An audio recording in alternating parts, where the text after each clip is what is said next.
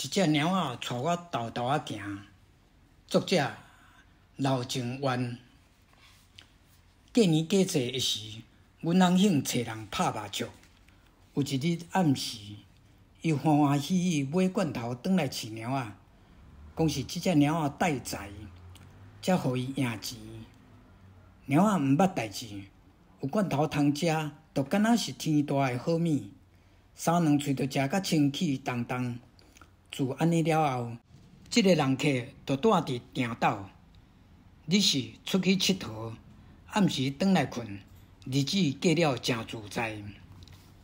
拜六拄好有闲，我伫店斗看迄只猫仔，想讲伊最近是安怎，一直爱伫纸箱仔遐跳出跳入，到底内面是有啥物好耍的物件？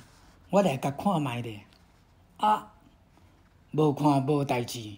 向阳看到煞着惊，这是啥物货啊？四只粉红色的物件伫箱仔内底震动，敢讲是猫仔囝？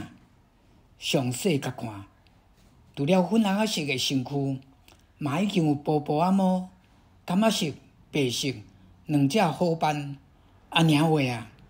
即马是要安怎处理啊？你到底是当时生的？我实在毋知要安怎甲你斗相共，你着爱家己饲好大汉呢。猫仔哪看我，哪听我讲话，敢若听有的款。